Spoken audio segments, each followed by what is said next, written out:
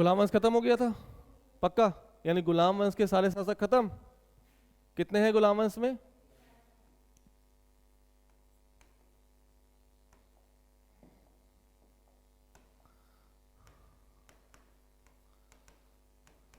Time period 1206 से लेकर 1290। और कितने शासक? वर्ष 84 वर्ष। तो हमने सब पढ़ लिया ना, कुतुबुद्दीन ऐबक पढ़ लिया, आराम शाह, इल्तुतमिश, रुकनुद्दीन फिरोज, रजिया सुल्ताना, बहराम शाह, मसूद शाह, नासरुद्दीन महमूद, बलबन, कैकुबात और क्यूमर्स। ठीक, अब पढ़ेंगे हम आज खिलजी वंश। इसका टाइम पीरियड क्या है?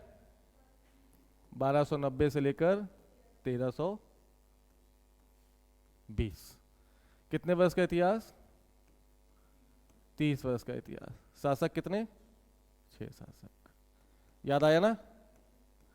6 शासक में कौन कौन? पहला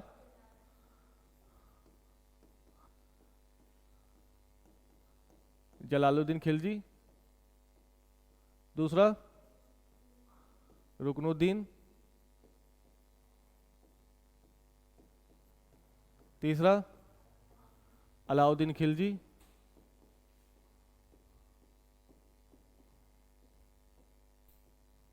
चौथा हाँ शिहाबुद्दीन उमर, पांचवा उस्मान और अंतिम नासरुद्दीन खुसरो। यही तो पढ़ना है ना? सब नहीं पढ़ना हमको। क्या पढ़ना है? पहला शासक जो संस्थापक है खिलजी वंश का, दूसरा शासक अलाउद्दीन खिलजी पढ़ना है और तीसरा शासक नासरुद्दीन खुसरो। ठीक है, यूपीएससी और यूपीपीसीएस यहीं से क्वेश्चन पूछेगा। ठीक है ना? तो ले आए, पहला ले आए खिलजी, जलालुद्दीन खिलजी। चलो ले आओ। अच्छा, खिलजी मतलब जलालुद्दीन खिलजी को समझने से पहले पहले ये बताओ खिलजी है कौन? भारत में खिलजी थे पहले से कि आए हैं? आए हैं। तो अलाउद्दीन नहीं सॉरी, कौन है वो? बलबन के समय, बलबन से पहले इल्तुतमिश है मेन शासक। तो इल्तुतमिश के समय या बहराम शाह के समय, इसी आसपास शासन काल में अफगानिस्तान से एक जाति आ रही है जिसका नाम खिज्र है। क्या नाम है? खिलजी। कहाँ से आ रहे हैं? ये खज्र प्रदेश से आ रहे हैं। खज्र प्रदेश कहाँ है? अफगानिस्तान। और अफगानिस्तान से भी हेलमंद नदी के किनारे। कहाँ है? हेलमंद नदी के किनारे। इस हेलमंद नदी के किनारे एक खज्र प्रदेश है और खज्र प्रदेश में रहते हैं खिलजी। खलजी या खिलजी क्या बोलते हैं इसको? खलजी, जिसे हम क्या कहने लगे? खिलजी। ठीक है, तो खलजी जाति कहाँ रह रही है? हेलमंद में। अब ये गुलाम वंश के शासकों के दरबार में रोजगार मांगने आएंगे। कौन? खिलजी। कहाँ आए? भारत आए। भारत क्यों आएंगे? रोजगार की तलाश में। समझ गए? और रोजगार करते करते खिलजी वंश का पहला शासक जलालुद्दीन खिलजी अपने आप को इतना शक्तिशाली बना लेगा कि वो गुलाम वंश के अंतिम शासक की हत्या करेगा और भारत में खिलजी वंश की स्थापना कर देगा। याद आया? तो क्या किया था उसने? जब जलालुद्दीन खिलजी भारत में था तो उस समय गुलाम वंश का अंतिम शासक क्यूमर्स। अब क्यूमर्स की उम्र कितनी है जब वो गद्दी पे बैठा है? 3 वर्ष। और ये क्यूमर्स कैकुबात का बेटा है। यहां तक बात क्लियर थी, है ना? तो जैसे ही क्यूमर्स को मारा, दिल्ली सल्तनत गुलाम वंश की गद्दी खाली हो गई और ऐसे में जलालुद्दीन खिलजी ने भारत में एक नए राजवंश की स्थापना कर दी। और कौन सा? खिलजी वंश। कहां से कहां तक? 1290 से लेकर 1320। इस खिलजी वंश की स्थापना को एक इतिहासकार हैं जिनका नाम है हबीबुल्ला। क्या नाम है? हबीबुल्ला ने इस तख्ता पलट को जो जलालुद्दीन खिलजी ने किया उसको कहा है खिलजी क्रांति। क्या कहा? क्यों कहा? खिलजी क्रांति की संज्ञा किसने दी पहले तो ये बताओ। तो आपका जवाब है हबीबुल्ला। क्यों कहा? हाँ हाँ, पूरे वंश को खत्म किया ना, यानी अब तुम्हें 1290 के बाद गुलाम वंश नहीं दिखाई देगा। यानी जलालुद्दीन खिलजी ने सत्ता परिवर्तन किया, हाँ या ना? अब सोचो, जब सत्ता परिवर्तित होगी तो और कौन कौन से परिवर्तन होंगे? तो प्रशासनिक परिवर्तन होंगे। यानी गुलाम वंश का जो प्रशासन होगा, क्या वही खिलजी चलाएंगे? बिल्कुल होगा। प्रशासनिक परिवर्तन हो गया। प्रशासनिक परिवर्तन के साथ साथ राजनैतिक परिवर्तन होगा, हाँ या ना? राजनीतिक परिवर्तन के साथ साथ आर्थिक परिवर्तन होगा। जब आर्थिक परिवर्तन होगा तो उस समाज का परिवर्तन होगा होगा और समाज परिवर्तित होगा तो संस्कृति भी परिवर्तित हो जाएगी।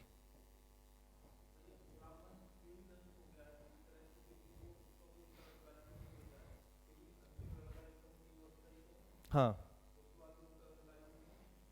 तो हो सकता था कि कुछ सरदार उसके संरक्षण के रूप में काम करते ना। जैसे अकबर जब गद्दी पर बैठा तो अकबर ने शुरू के 4 वर्ष खुद का शासन नहीं चलाया था। वो अपनी माँ महामनंगा, जो उसकी धाय माँ थी, और बैरम खां के संरक्षण में काम कर रहा था। और जब लगा कि हाँ अकबर अब परिपक्व हो चुका है, मैच्योर हो चुका है, तो 1560 में उसने शासन की बागडोर अपने हाथों में ले ली। ऐसे क्यूमर्स भी कर सकता था, लेकिन कब? जब यहाँ पे लॉयल्टी होती गुलाम वंश में, जब गुलाम वंश के सरदार क्यूमर्स के प्रति वफादार होते। जलालुद्दीन खिलजी एक सेनापति है, वो कैसे क्यूमर्स तक पहुंच रहा है, उसको मार रहा है। यानी कहीं ना कहीं गुलाम वंश में टूट और फूट पड़ चुकी थी, है ना? तो इसी वजह से किसी को मौका मिल गया। अब खिलजी क्रांति क्यों, क्या समझ में आ गया? सत्ता परिवर्तन किया किसने? जलालुद्दीन खिलजी ने। उससे क्या हुआ? प्रशासनिक परिवर्तन, राजनीतिक परिवर्तन, आर्थिक परिवर्तन, सामाजिक परिवर्तन, और इन सारे परिवर्तनों के कारण हबीबुल्ला साहब ने खिलजी वंश को खिलजी क्रांति के रूप में परिभाषित किया। यहाँ तक समझ गए? ले आए पहला शासक। अब तो कहाँ के? हेलमंद नदी, खज्र नामक प्रदेश से खिलजी लोग भारत आए। क्यों आए थे? रोजगार के लिए। और रोजगार करते करते करते करते अपने आप को मजबूत करके उसने एक नए वंश को स्थापित कर दिया। ठीक है, आ जाओ। तो पहला शासक कौन? जलालुद्दीन खिलजी। टाइम पीरियड 1290 से 96। खिलजी जब शासक बना तो इसकी उम्र थी 70 वर्ष, यानी बुढ़ा गए थे तब ये शासक बने। अब 70 साल की उम्र में कोई व्यक्ति शासक बनेगा तो इसके खिलाफ विद्रोह होने के चांसेस ज्यादा होंगे कि नहीं? पक्का? जलालुद्दीन खिलजी का वास्तविक नाम था शाइस्ता खां, याद रखना। तो जलालुद्दीन खिलजी का वास्तविक नाम क्या है? जब ये शासक बना तब इसकी उम्र कितनी है? इसने अपना राज्याभिषेक कहाँ कराया? बहुत बार क्वेश्चन पूछा गया है। जलालुद्दीन खिलजी ने अपना राज्याभिषेक किलो खरी के महल में कराया था। और ये किलो खरी का महल बनवाया किसने? तो आप जवाब देंगे बलबन। ठीक है, बलबन ने किलो खरी का महल बनवाया दिल्ली में, और उसी किलो खरी महल में जलालुद्दीन खिलजी ने अपना राज्याभिषेक करा दिया। बात समझे? और गद्दी पर बैठ गया। जैसे ही गद्दी पर बैठा 1290 में ही इसके खिलाफ एक विद्रोह हो गया। हो गया? कौन सा विद्रोह? तो पहला विद्रोह जलालुद्दीन खिलजी के समय, जलालुद्दीन खिलजी के समय का पहला विद्रोह तो कौन सा है? 1290 में मलिक छज्जू ने विद्रोह किया। तो मलिक छज्जू का विद्रोह किसके काल में हुआ? जलालुद्दीन खिलजी में। कब हुआ? उसके गद्दी पर बैठते, यानी 1290 90 में। देखो क्या हुआ था, ये दिल्ली और ये है कड़ा, इलाहाबाद। जलालुद्दीन खिलजी ने कहाँ की गद्दी संभाली? दिल्ली की। और कड़ा यानी इलाहाबाद में, यानी प्रयागराज, वर्तमान का प्रयागराज का गवर्नर था कौन? मलिक छज्जू। और मलिक छज्जू ने कड़ा में बैठे बैठे जलालुद्दीन खिलजी के खिलाफ विद्रोह कर दिया। क्यों कर दिया? बूढ़ा है, ये नया लड़का है, इसको भी गद्दी चाहिए होगी। हो सकता है उसके मन में आया कि जलालुद्दीन खिलजी को मारेगा और दिल्ली की गद्दी प्राप्त कर लेगा। लेकिन बूढ़ा होने के बावजूद भी जलालुद्दीन खिलजी ने मलिक छज्जू के विद्रोह का दमन कर दिया। नहीं समझे? आ रही बात समझे? मलिक छज्जू का विद्रोह किसके काल में हुआ? जलालुद्दीन खिलजी के काल में। किस उम्र में? जब ये बैठा गद्दी पर 70 वर्ष की उम्र में। बूढ़ा होने के कारण इसको लगा कि हम इसको गद्दी से उतारेंगे और खिलजी वंश की नई गद्दी प्राप्त कर लेंगे। लेकिन दांव पड़ गया उल्टा और जलालुद्दीन खिलजी ने मलिक छज्जू को हराकर मार दिया। ठीक है, कड़ा की गद्दी खाली हो गई और जलालुद्दीन खिलजी ने सबसे बड़ी गलती कर दी। जैसे ही मलिक छज्जू का वध हुआ, कड़ा की गद्दी खाली हुई। इस कड़ा पर किसको बैठा दिया गया? अलाउद्दीन खिलजी को, जो कि जलालुद्दीन खिलजी का भतीजा था और दामाद भी था। बात समझ गए? अब अलाउद्दीन खिलजी और मलिक छज्जू में बहुत जमीन आसमान का अंतर। ये सर्वाधिक महत्वाकांक्षी व्यक्ति, इसकी नजर कहां? दिल्ली की गद्दी पर। कड़ा का सूबेदार बनने के बाद इसने अपनी शक्तियों का विस्तार करना शुरू कर दिया। जब अलाउद्दीन खिलजी अपनी शक्तियों का विस्तार कर रहा है, उस समय जलालुद्दीन खिलजी अपने शासनकाल में होने वाले विद्रोहों को झेल रहे हैं। तो जलालुद्दीन खिलजी की नज़र कहाँ नहीं गई? अलाउद्दीन खिलजी पर। वो सिर्फ विद्रोह ही समटा रहे हैं। तो पहला विद्रोह कौन सा सिमटाया? 2 साल बाद 1290 में, 92 में, 1292 में एक और आक्रमण हुआ, मंगोल आक्रमण। कहां से? मध्य एशिया से। अच्छा, अगर तुमसे पूछें कि पहला मंगोल आक्रमण किसके काल में हुआ? होने वाला था लेकिन बच गया। भारत में आए मंगोल, लेकिन उन्होंने आक्रमण नहीं किया बल्कि वापस चले गए। चंगेज खां। किसके काल में? चंगेज खां का आक्रमण हुआ था। किसके काल में? वो किसी का पीछा करते हुए आ रहा था, याद आया है ना? तो कौन है वो? ईरान के शासक ख्वारिज्म शाह को मार रहा है। कौन? चंगेज खां, जिसका वास्तविक नाम तिमोचिन है। तिमोचिन ने ईरान के ख्वारिज्म शाह पर अटैक किया, उसको मार दिया। उसका बेटा जलालुद्दीन मकबरनी उसके खौफ से भागने लगा। भाग के कहाँ आएगा? भारत में। भारत में जैसे इल्तुतमिश के पास अपना दूध भेजेगा, इल्तुतमिश उसके दूध को मना कर देगा और कहेगा कि आपके लिए जलवायु अच्छी नहीं। इस वजह से चंगेज खां भारत आ गया था, लेकिन इल्तुतमिश ने अपनी दूरदर्शिता का प्रयोग करते हुए उस आक्रमण को भारत में होने नहीं दिया। पहला आक्रमण याद रहोगे? पक्का? तो चंगेज खां का आक्रमण किसके काल में हो रहा है? 1221। किसका काम टाइम है ये? इल्तुतमिश। ठीक इसके बाद बलबन के समय में भी आक्रमण हुआ था। शायद तुम लोग को बताया नहीं हमने। बलबन के समय आक्रमण हुआ और आक्रमणकारी का नाम था तोगन। मिस हो गया था, याद रखना। बलबन के काल में कौन सा मंगोल आया? चंगेज खां किसके काल में आया? ये दो याद रखोगे। तो जब तोगन ने भारत पर आक्रमण किया तो इसमें बलबन के बड़े बेटे शहजादा मोहम्मद की मौत हो गई। किसकी मौत हो गई? ये शहजादा मोहम्मद है कौन? बलबन का बेटा। जैसे इसकी मृत्यु हुई, विशेष लगाव के कारण बलबन भी बीमार पड़ गया और धीरे धीरे उसने अपने प्राण त्याग दिए। तो तोगन के आक्रमण से बलबन अपने आप को उबार नहीं पाया और क्या हो गया? मृत्यु हो गई। याद रखोगे। तो दूसरा आक्रमण कब हुआ? और तीसरा आक्रमण जलालुद्दीन खिलजी के समय। कौन आ रहा है थोड़ा समझो। मध्य एशिया से एक आक्रमणकारी आ रहा है मंगोल, जिसका नाम है अब्दुल्ला। कौन आ रहा है?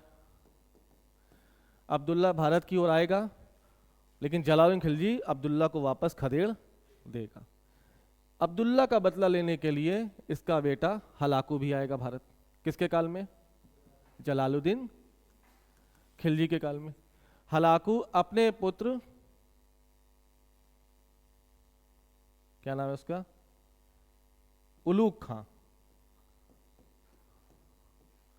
देखो कंफ्यूज मत करना। हाँ, एक उलगू खां है, एक उलूग खां है। उलगू खां की उपाधि किसकी है? बलबन की। और उलूग खां कौन है? मंगोल आक्रमणकारी है। ठीक है, अब्दुल्ला जब वापस गया हार कर, तो उसका पुत्र हलाकू और हलाकू का पुत्र उलूग खां कहाँ है? भारत। जब उलूग खां दिल्ली के पास पहुंचा, तो दिल्ली में कौन बैठा हुआ है? और दोनों ही युद्ध आक्रमण नहीं करना चाह रहे थे एक दूसरे पर। तो क्या हुआ दोनों के मध्य? समझौता। समझ लेना, हलाकू आ गया, हलाकू के साथ उलूग खां भी आ गया। कहां पर? दिल्ली के पास। लेकिन युद्ध करने की दोनों की मंशा नहीं थे, ना ही जलालुद्दीन खिलजी की, ना ही उलूग खां की। ये बूढ़ा था और ये भी युद्ध करना नहीं चाह रहा था। इसने समझौते के तहत कहा कि आप हमें दिल्ली के आसपास रहने की अनुमति दे दें। अब हम मध्य एशिया नहीं जाएंगे, बल्कि दिल्ली में ही रहेंगे। मेरी बात समझ रहे हो? जैसे ही ये बात हुई, जलालुद्दीन खिलजी ने कहा ओके। और जैसे ही होके हो गया, दिल्ली के आसपास, तुम आज भी देखना एक जगह है, कौन सी? मंगोलपुरी। तो मंगोलपुरी किसने बसाई? मंगोलों ने। नहीं समझे? और जैसे ही ये बस गए, यहीं से भारत की धरती पर नवीन मुसलमानों की अवधारणा का विकास हो गया। तो नवीन मुसलमान कौन है? मंगोल हैं, जो भारत आए किसके काल में? जलालुद्दीन खिलजी काल में, और वहीं पर बस गए।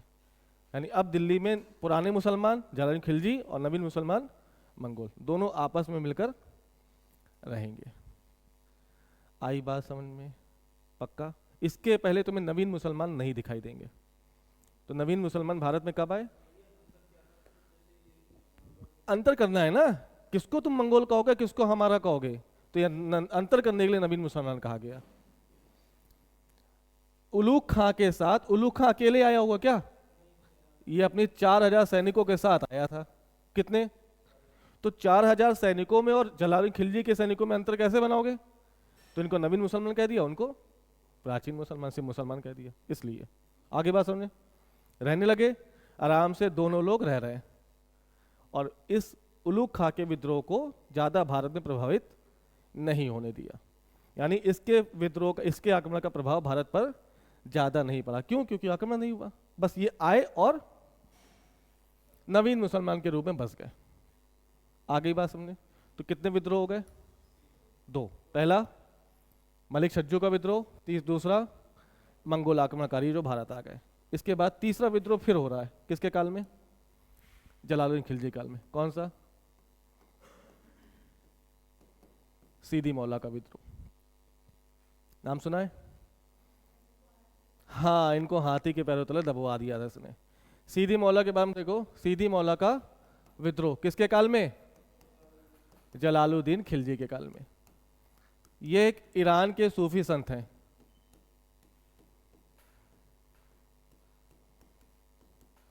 और बलबन ने इन्हें दिल्ली में रहने के लिए अनुमति प्रदान कर दी थी, गुलाम वंश में। तो सूफी संत हैं। सूफी संत कहाँ के हैं? ईरान के हैं। और दिल्ली में कब से रह रहे हैं? बलबन के काल से रह रहे हैं। तो ठीक ठाक हो गए थे, रहते रहते दिल्ली की वातावरण से परिचित हो गए थे। ऐसे में जलालुद्दीन खिलजी गद्दी पर बैठ गया। उम्र कितनी है इसकी? ऐसा कहा जाता है, सच है कि नहीं है नहीं पता, कि सूफी संत होने के बावजूद भी इन्होंने जलालुद्दीन खिलजी के विरोध में विद्रोह कर दिया। इनकी मंशा थी कि जलालुद्दीन खिलजी गद्दी से उतर जाए और 2 कोतवाल, एक है पूरा नाम हतिया करके हैं, एक है और एक है नरोत्तम। इनके सहयोग से, ये कौन है, व्यक्ति हैं, कोतवाल हैं, किसके, जलालुद्दीन खिलजी के। क्या है, कोतवाल है।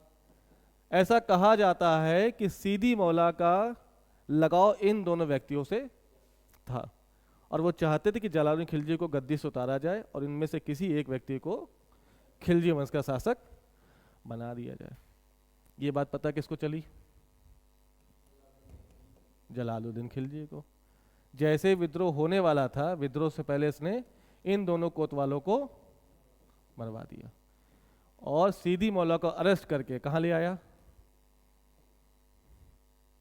किलो खरी, याद आया, किलो खरी का महल बलबन वाला, जहां पे वो राज्याभिषेक करा रहा है, वही ले आया और वहां पर हाथी के पांव के तले इसको दबवाकर मरवा दिया।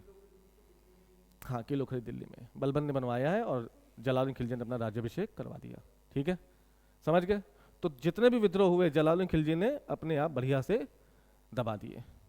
ठीक है, कितने, पहला कौन सा, मलिक छज्जू, दूसरा मंगोल का आक्रमण हुआ, तीसरा सीदी मौला का विद्रोह। ठीक है, सीदी मौला के विद्रोह के बाद अब स्थिति देखो, ये कौन बैठा है और इलाहाबाद पे कौन है, कड़ा, अलाउद्दीन खिलजी, बेटा नहीं भतीजा। अब सुनो, ये भाई कहां पे व्यस्त हैं, विद्रोह को दबाने में। अलाउद्दीन खिलजी इस समय, टाइम है 1296, यहां पर एक जगह है महाराष्ट्र में, देवगिरी। कौन सी जगह है, देवगिरी। इसी को दौलताबाद भी कहा जाता है और इसी को जन्नताबाद भी कहा जाता है। राजा कौन, शासक कौन, सुल्तान कौन, गवर्नर कौन, अलाउद्दीन खिलजी। उसने, अलाउद्दीन खिलजी ने देवगिरी का अभियान शुरू कर दिया, लेकिन जलालुद्दीन खिलजी से परमिशन नहीं ली। सुल्तान से परमिशन लेनी पड़ेगी कि नहीं पड़ेगी, तुम गवर्नर हो, वो सुल्तान है, परमिशन लेके तुम देवगिरी पे आक्रमण करते, ठीक था। इन्होंने क्या किया, विदाउट प्रायर परमिशन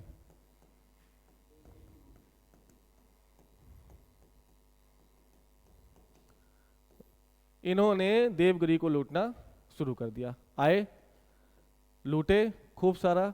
देवगिरी में इस समय यादव वंश है और यादव वंश के रामचंद्र देव शासक हैं। कौन है, रामचंद्र देव शासक हैं और यादव वंश यहां पर स्थित है। ये देवगिरी कहां पर है, महाराष्ट्र। अलाउद्दीन खिलजी ने अटैक किया, रामचंद्र देव को हराया और बहुत सारा धन लूट के वापस चल दिया।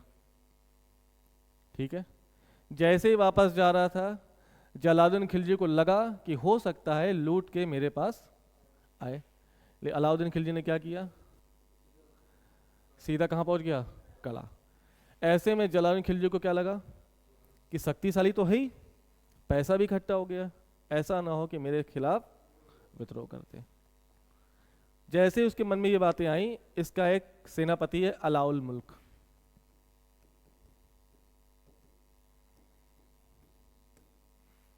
इसने तुरंत अलाउद्दीन खिलजी को बताया कि जलालुद्दीन खिलजी ऐसा सोच रहे हैं।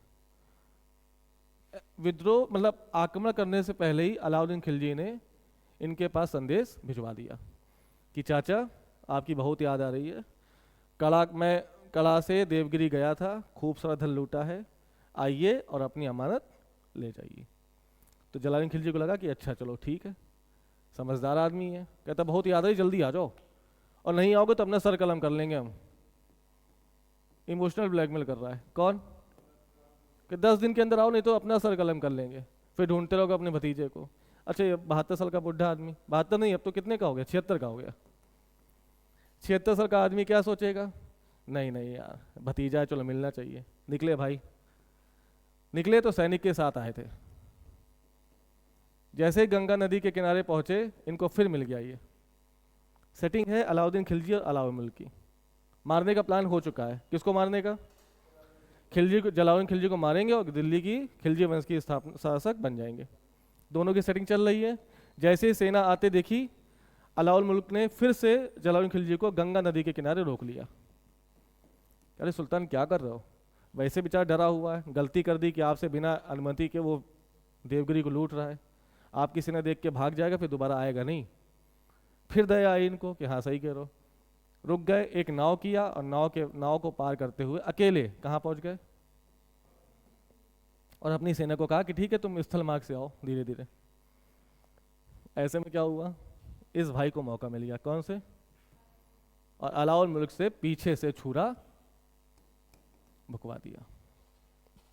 जब मौत हो गई तो खुद इसने तलवार से अपना उनका सर कलम किया, भाले के ऊपर सर लगाया और पूरी जगह घूमा।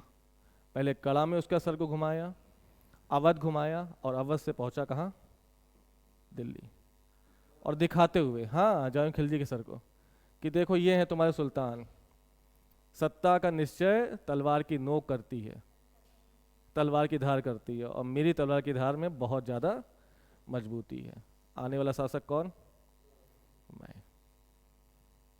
समझे, खौफ किसने, तो बलबन ने जो खौफ उत्पन्न किया था, याद आया, बुगरा खां को कहाँ ले जा रहा है वो, बंगाल। बंगाल में किसको मार रहा है, तुगरिल खां को मार रहा है, मार ही ना रहा बल्कि उसके सर से फुटबॉल खिलवा रहा है, याद आया।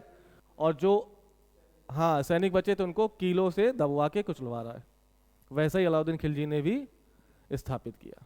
ये जलालुद्दीन खिलजी को जब डेथ हुई, डेट थी 20 जुलाई 1296, और 30 अक्टूबर 1296 तक ये क्या करता रहेगा, खेलता रहेगा उसके सर के साथ। तो कभी कड़ा, कभी मानिकपुर, कभी अवध, और धीरे धीरे पहुंचेगा कहाँ पर, दिल्ली, और सबको संदेश भिजवाएगा क्या, कि तुम्हारे सुल्तान अब नहीं रहे, वास्तविक सुल्तान कौन है, मैं यानी अलाउद्दीन खिलजी। ठीक है, पक्का। आ गया टाइम कौन सा, 1296, अलाउद्दीन खिलजी 1296 से 1316। ठीक, डेथ कब की इसने जलालुद्दीन खिलजी की, 20 जुलाई 1296। दिल्ली का पहुंचा 30 अक्टूबर 1296, और जब दिल्ली पहुंचा तब इसने बलबन के द्वारा बनाए गए लाल भवन में अपना राज्याभिषेक करवाया। तो किलो खरी किसने बनवाया, वहां पर राज्याभिषेक किसने करवाया, जलालुद्दीन खिलजी ने।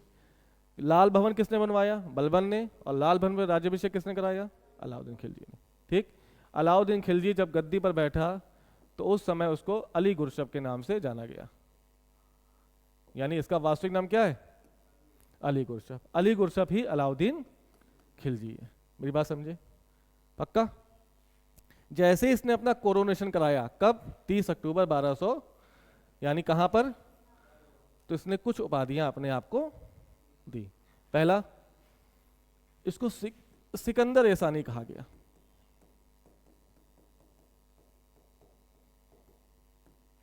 सेकंड सिकंदर। तो पहले सिकंदर ने क्या किया, पूरे विश्व को जीता, नहीं जीता था। सिकंदर कौन है, सिकंदर कहां का शासक है, अरे तो सिकंदर की इच्छा क्या है, मतलब क्या थी, वो पूरे विश्व को जीतना चाहता था। अलाउद्दीन भी क्या कह रहे हैं, मैं भी पूरे विश्व को जीतूंगा। और विश्व को जीतने के लिए उसने क्या कहा, अपने आप को सिकंदर ए सानी। ठीक, सुल्तान की उपाधि ले ही रहा है। दूसरी उपाधि, इसको दिल्ली सल्तनत का समुद्रगुप्त भी कहा गया। क्या कहा गया,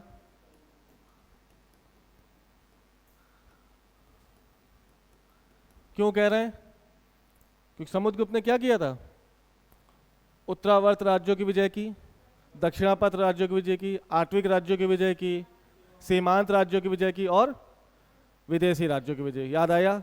ठीक उसी प्रकार अलाउद्दीन भी क्या करेगा, भारत के लगभग संपूर्ण हिस्से को जीतेगा। इसलिए क्या कहा गया उसको, दिल्ली सल्तनत का समुद्रगुप्त। इसके साथ साथ इसको जनता का चरवाहा भी कहा गया, यानी इसने जितनी भी नीतियों को लागू किया वो कहीं ना कहीं जनता के हित में थी, इसलिए जनता का चरवाहा। तो ये उपाधि याद रखना। सिकंदर सानी कौन है? सुल्तान कौन है? दिल्ली सल्तनत का समुद्रगुप्त कौन है? जनता का चरवाहा कौन है? ठीक है। फिर इसके बाद इसने खलीफा का नायब भी कहा अपने आप को।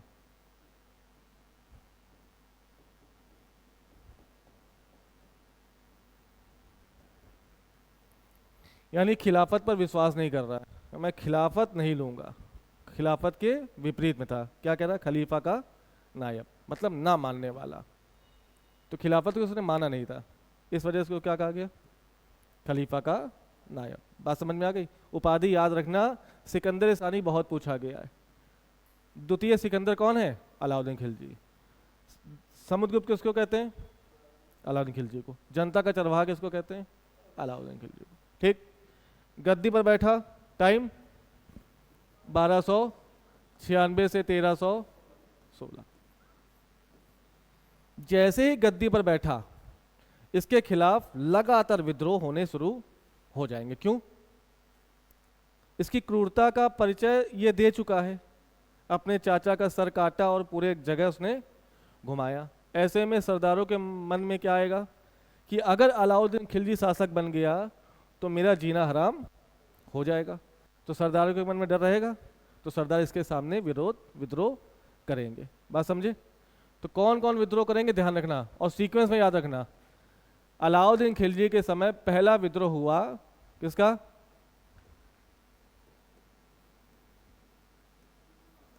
उलूग खां। ये कौन है?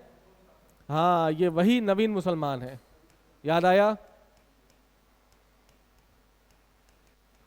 अलाउद्दीन खिलजी उसको हरा देगा। तो पहला विद्रोह किसके काल में? सॉरी, अलाउद्दीन खिलजी के काल में पहला विद्रोह उलूग खां। उलूग खां कौन है? ये मंगोल आक्रमणकारी है जो भारत आके नवीन मुसलमान के रूप में बस गया है। दूसरा, अकद खां का विद्रोह, ये भी अलाउद्दीन द्वारा हरा दिया जाएगा। ठीक है। दूसरा विद्रोह भी अलाउद्दीन ने खत्म कर दिया। तीसरा, मंगू खां का विद्रोह, और अलाउद्दीन मंगू खां को भी परास्त कर देगा। ठीक है। चौथा, अच्छा वहां सीधी मौला, सीधी मौला याद है? किसने किया था? किसका विद्रोह? सीधी मौला का विद्रोह किसके काल में हुआ? इसके काल में हाजी मौला का विद्रोह होगा। तो सीधी मौला जलालुद्दीन है और हाजी मौला अलाउद्दीन है। याद रखना, वहां पर बहुत कंफ्यूजन होगा। और इसको भी अलाउद्दीन खिलजी ने परास्त कर दिया। हाँ हाँ हाँ, नहीं खत्म सबको नहीं किया। इसको नहीं खत्म किया, इसको नहीं खत्म किया, खत्म नहीं किया, बस परास्त करके अपना सेनापति बनाएगा भी इनको। और ये उलूग खां जीवन भर अलाउद्दीन खिलजी के लॉयल भी रहेंगे, बहुत कर्तव्यनिष्ठ रहेंगे। अलाउद्दीन कहेगा मारो तो मारेंगे, अलाउद्दीन कहेगा मर जाओ तो मर जाएंगे। विद्रोह करने वाले उलूग खां हैं, लेकिन जब अलाउद्दीन खिलजी की शक्तियों से परिचित हो जाएंगे तब अपनी लॉयल्टी उसको त्याग देंगे और जीवन में किसके प्रति लॉयल रहेंगे? अलाउद्दीन खिलजी के। समझ में आ गई बातें? कितने विद्रोह? पहला, दूसरा, तीसरा, चौथा। और चौथे चारों विद्रोह को अलाउद्दीन खिलजी ने दबा दिया। ठीक। थोड़ा सा दिमाग लगाना कि अलाउद्दीन खिलजी इतना वास्तव में शक्तिशाली क्यों है और इतना तेज शासक क्यों है। किसी के काल में भी इतने विद्रोह होते और विद्रोह का दमन हो जाता तो आगे कोई सोचता नहीं। समझना भी बात। अगर ये जितने विद्रोह हुए हैं अलाउद्दीन खिलजी के अलावा किसी और के काल में होते तो विद्रोह हुआ, खत्म किया, आगे बढ़ गए, विद्रोह हुआ, खत्म किया, आगे बढ़ गए। अब अगला विद्रोह जब होगा तब देखा जाएगा। लेकिन है कौन ये आदमी? अलाउद्दीन खिलजी। इसने विद्रोह हो रहे हैं, खत्म कर रहा है, कोई बात नहीं, लेकिन इसने क्या कहा? विद्रोह आखिर हो क्यों रहे हैं? यानी ये विद्रोहों की मूल जड़ पर जाने का, यानी मूल जड़ों को खोदने का प्रयास करेगा। बार बार वो विद्रोह झेलेगा क्या? वो क्या सोच रहा है? ये विद्रोह क्यों हो रहे हैं? विद्रोह की जड़ पता चल जाएगी, उसको हमेशा रिकॉर्ड देगा तो विद्रोह भी नहीं होंगे। तो ये विद्रोह क्यों हो रहे हैं, इसके लिए अलाउद्दीन खिलजी ने अपने सेनापति, याद आया वही अलाउल मुल्क के साथ मिलकर गहन विचार किया, घंटों अध्ययन किया और अध्ययन करने के बाद कुछ निष्कर्ष दिए कि विद्रोह के पीछे क्या क्या कारण है। जब कारण पता चल गए तो उसका निवारण करके विद्रोह को हमेशा के लिए खत्म कर देगा। बात समझे? यानी इसके बाद अलाउद्दीन खिलजी विद्रोह से खुद को सुरक्षित कर लेगा। यहां तक बात समझ में आ गई? पक्का?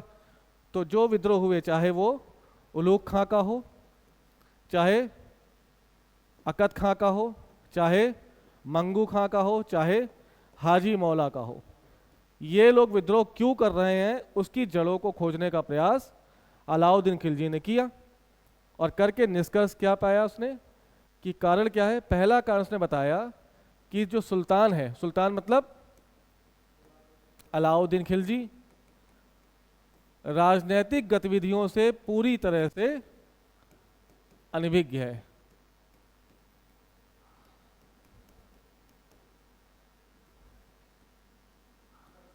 परिचित नहीं है।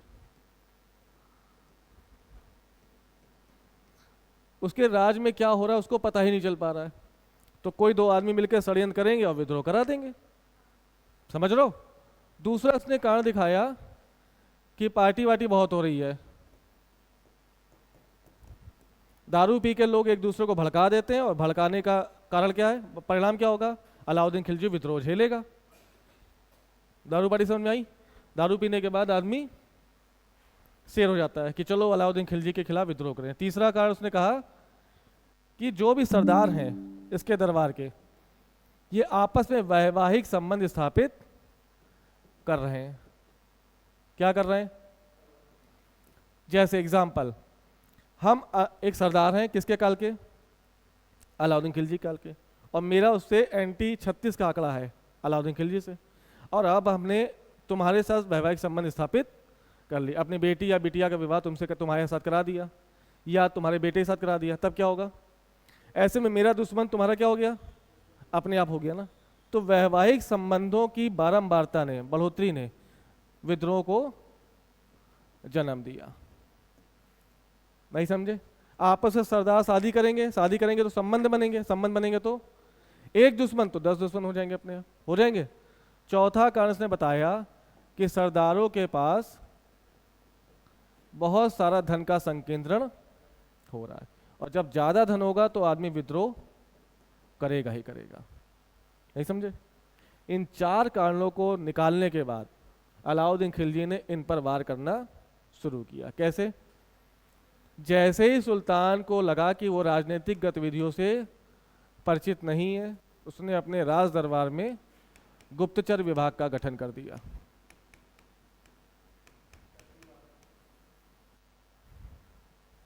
समझ गए?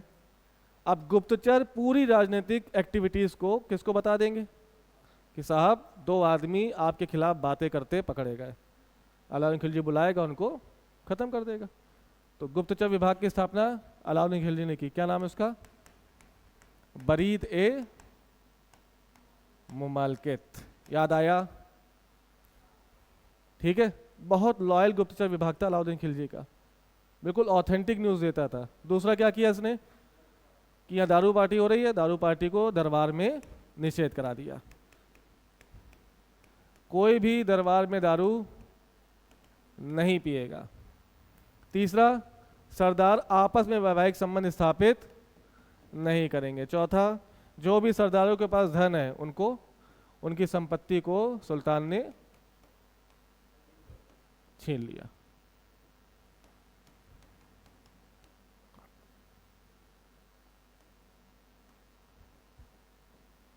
ना रहेगी संपत्ति, ना होगा विद्रोह। नहीं समझे? तो मूल जड़ को उसने पूरी तरह से निकाल के फेंक दिया। अब करो विद्रोह। तो तुम देखना 4 विद्रोह के बाद उसके आसपास की जनता ने विद्रोह किया ही नहीं। तेज दिमाग था इसका, तभी शासक रहा। अगर पूछा जाए सबसे शक्तिशाली शासक कौन है दिल्ली सल्तनत का? अलाउद्दीन खिलजी है। आगे बात समझ में? ठीक। नेक्स्ट आ जाओ। समझ गए ना ये? नेक्स्ट आओ। अगर पूछा जाए कि किसके शासनकाल में सर्वाधिक मंगोल आक्रमण हुए, तो आप क्या कहेंगे? सर्वाधिक। क्या पढ़ रहा हो? अलाउद्दीन खिलजी पढ़ रहा हो ना, तो यही होगा। कितने सर्वाधिक मंगोल आक्रमण किसके काल में? अलाउद्दीन खिलजी काल में। ध्यान रखना ये सब पूछा गया है भाई। तो पहला जो मंगोल आक्रमण हुआ है कादिर खां का हुआ है। किसका? ये कौन है? मंगोलियन है। कहाँ आएगा? अलाउद्दीन खिलजी के दरबार में आक्रमण करने। ठीक,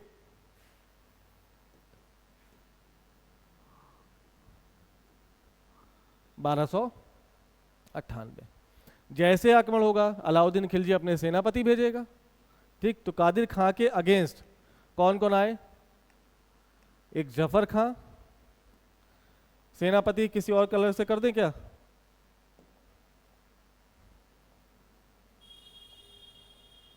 तो कौन है? ये अलाउद्दीन खिलजी का सेनापति है जफर खां, और उलूग खां। ये किसके विरोध में लड़ रहे हैं? कादिर खां के। और किसके पक्ष से लड़ रहे हैं? अलाउद्दीन खिलजी के। बहुत शक्तिशाली सेनापति। अलाउद्दीन खिलजी की सेना का सर्वाधिक शक्तिशाली सेनापति अगर पूछे तो क्या बताओगे? जफर का। इसने तुरंत क्या कर दिया? कादिर खां को हरा दिया और मंगोल आक्रमण से भारत की जनता को या दिल्ली सल्तनत की जनता को बचा लिया। इसके एक साल बाद इसका बदला लेने आएंगे सलजी। ये सीक्वेंस याद रखना प्लीज। जिस दिन पूछा जाएगा कठिन क्वेश्चन में आएगा। अलाउद्दीन खिलजी के काल में पहला आक्रमण मंगोल, कादिर खां दूसरा आक्रमण, ये 1298, ये 1299, नहीं 98 ही है, 1298। किसका आक्रमण? सलजी का। इसको दबाने के लिए जफर खां अकेले जाएगा। कौन?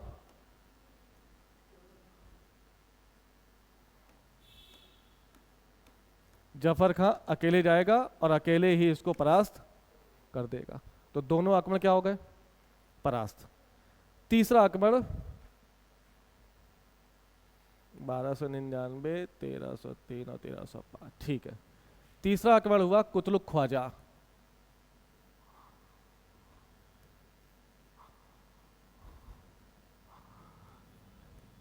सर्वाधिक शक्तिशाली मंगोल आक्रमण किसके काल में? अलाउद्दीन खिलजी के काल में। कौन सा नाम? कुतलुक ख्वाजा। कब हुआ?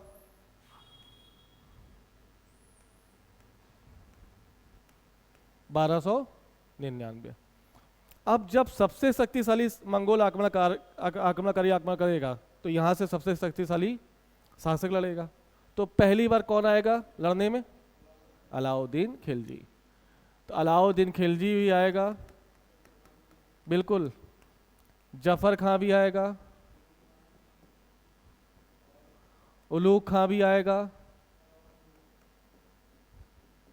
अकद खां भी आएगा। अकद खां कौन है? जो विद्रोह कर रहा है, अलाउद्दीन खिलजी के काल में विद्रोह कर रहा है।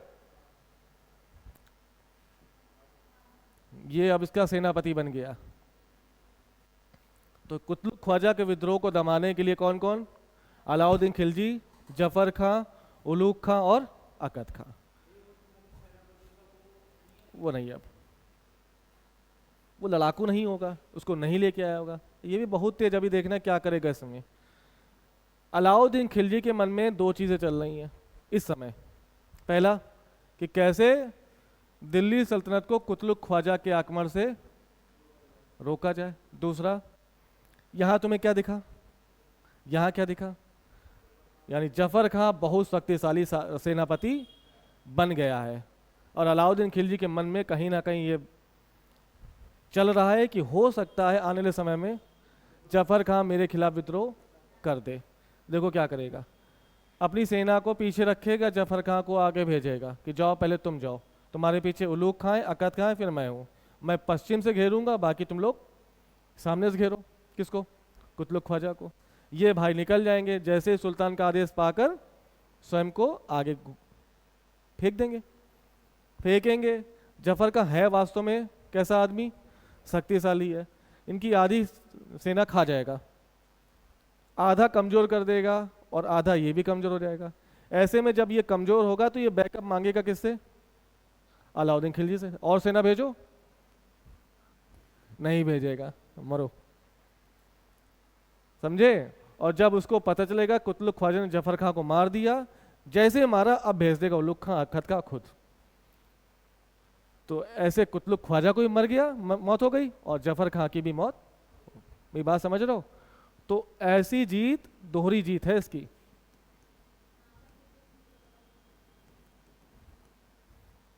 एक तीर दो निशाने, अपने आक्रमणकारी को भी खत्म कर दिया और जो शक्ति बढ़ा रहा था उसको भी खत्म कर दिया। आ गई बात समझ में? पक्का? नेक्स्ट।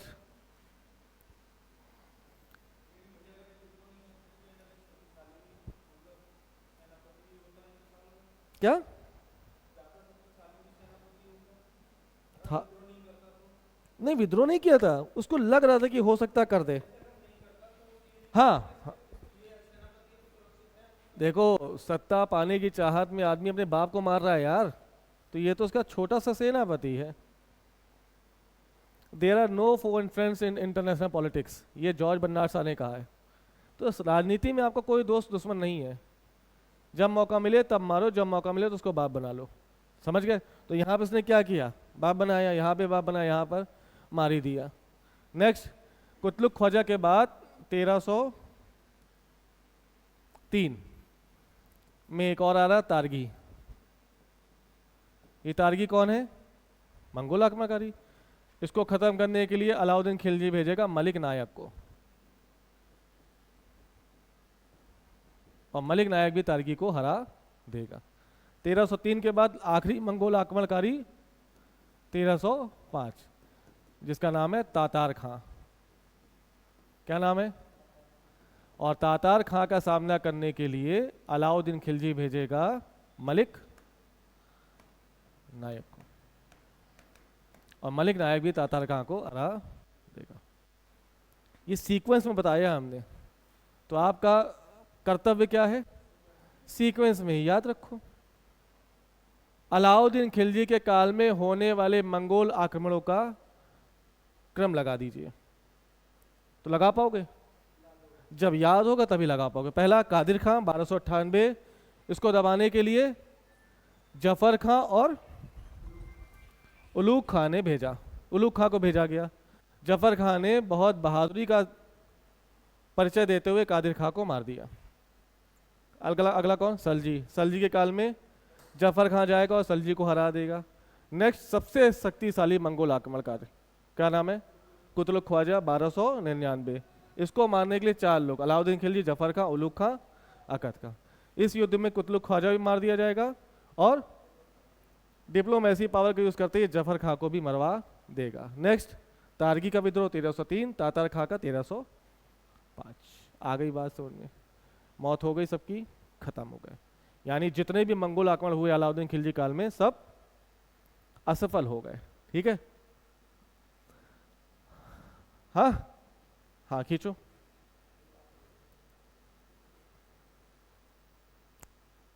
हो गया?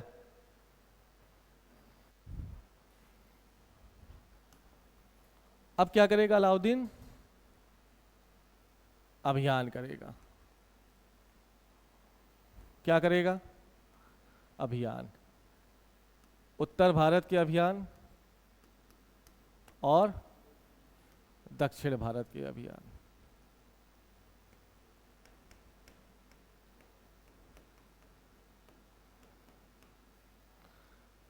तो कल करेंगे, ठीक है ना?